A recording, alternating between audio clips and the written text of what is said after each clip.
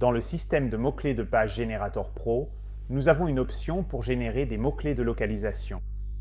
Pour générer un mot-clé de localisation, allez dans Mots-clés dans le menu, puis cliquez sur le bouton Générer des localisations. Nous allons commencer par définir le nom de notre mot-clé.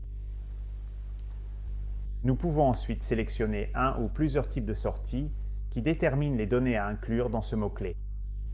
Par exemple, si je veux produire une liste de villes avec leur latitude et longitude, je cliquerai sur les 3 options correspondantes.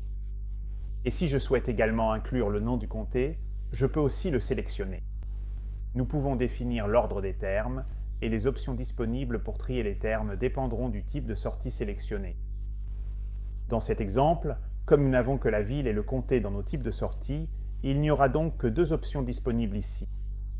En plus des données sur lesquelles trier les termes, vous pouvez aussi choisir de le faire par ordre croissant ou décroissant. Le prochain ensemble d'options ajoute des contraintes aux données, en commençant par le pays, ce qui limitera les emplacements au pays sélectionné. La méthode, qui détermine comment nous construisons une liste de termes de localisation. Pour le rayon, on nous donne la possibilité de définir une ville de départ, un code postal ou un code zip. Nous pouvons saisir un code postal britannique. Et ensuite définir le nombre de miles à partir de ce point de départ à inclure dans nos résultats. Partons sur 20 miles. Si nous cliquons sur Générer un mot-clé avec des emplacements, vous verrez que le mot-clé location a été généré avec succès et en cliquant sur Voir le mot-clé, nous accédons à l'écran d'édition du mot-clé. Et nous pouvons voir toutes les villes et tous les villages qui se trouvaient dans le rayon que nous avons défini. Nous pouvons également voir les types de résultats que nous avons sélectionnés, le nom de la ville, la latitude, la longitude et le nom du comté. Et cela se reflète dans chacun des résultats ici. La méthode par zone nous permet de remplir le mot-clé avec des emplacements qui se trouvent dans des régions ou des comtés donnés. Dans cet exemple, au Royaume-Uni, peut-être que je veux seulement une liste de villes situées dans le comté des West Midlands. Donc je commence à taper et je vois que l'option apparaît ici. Encore une fois, si je clique sur Générer un mot-clé avec des emplacements puis sur Voir le mot-clé, nous voyons maintenant une liste de villes et de villages de ce comté qui ont été ajoutés dans les termes du mot-clé d'emplacement. Je ne suis pas limité à un seul comté. Par exemple, je peux vouloir ajouter d'autres comtés où mon entreprise est présente. Et encore une fois, si je clique sur Générer, nous verrons les résultats correspondants. Et cette fois, on peut voir. Nous avons des données pour les villes et villages des West Midlands, ainsi que du Devon et du West Dunbartonshire. L'option de restriction par ville est préférable si votre type de sortie comprend des codes postaux. Donc, dans cet exemple, si je souhaite obtenir une liste de codes postaux avec leur latitude et longitude, je vais les sélectionner comme type de sortie. Et ensuite définir là où les villes précises pour lesquelles je veux récupérer ces données. Donc je commence à taper ici et je peux voir les résultats des villes que je veux restreindre. Dans ce cas, nous allons donc retourner une liste de codes postaux avec leur latitude et longitude pour les villes de Birmingham et Londres. Pour certaines requêtes, comme les codes postaux, parce qu'il y a plus de données, vous remarquerez que le logiciel enverra plusieurs requêtes pendant qu'il construit la liste des codes postaux, ou dans ce cas, la liste des résultats de codes postaux. Cela peut prendre quelques minutes, selon la taille des données et les contraintes que vous avez appliquées. Nous pouvons maintenant voir une liste de codes postaux au Royaume-Uni avec leur latitude et longitude respectives. Et ceux-ci concerneront les villes de Birmingham et Londres. Une autre façon de restreindre les données est d'utiliser la population de la ville. Dans cet exemple, je pourrais vouloir exclure les petites villes ou villages qui sont moins intéressants pour le SEO.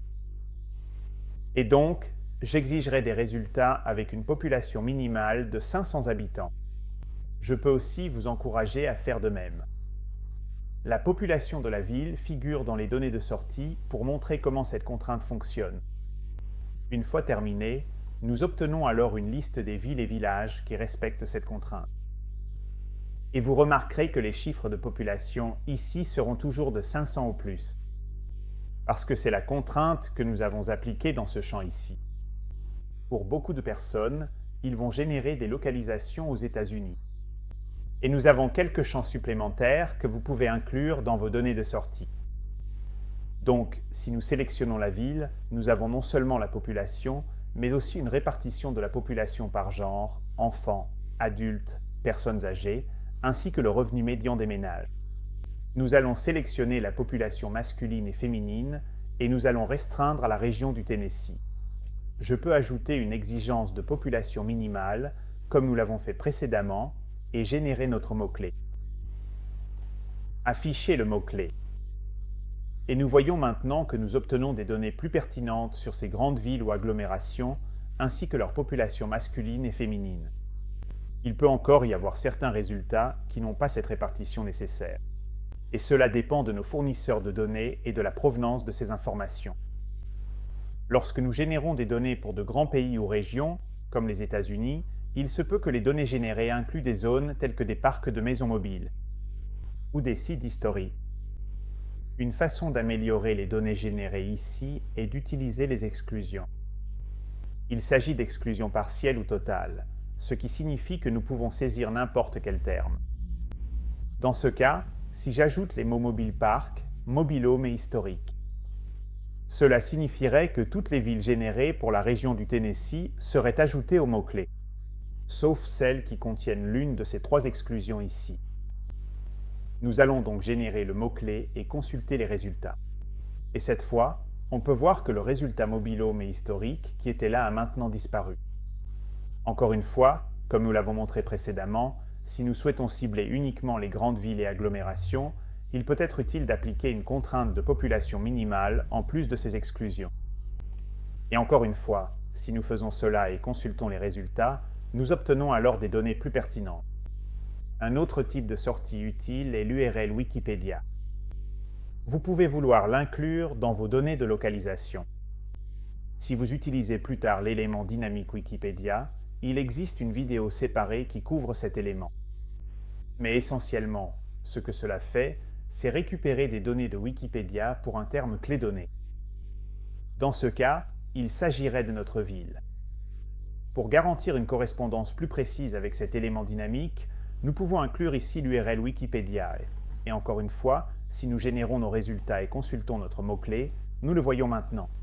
Pour chacune de nos villes et villages que nous avons générés, nous avons également la page Wikipédia correspondante. Nous pourrons utiliser cela plus tard avec l'élément dynamique Wikipédia pour lui indiquer la page Wikipédia précise à aller chercher en fonction de la ville concernée listée.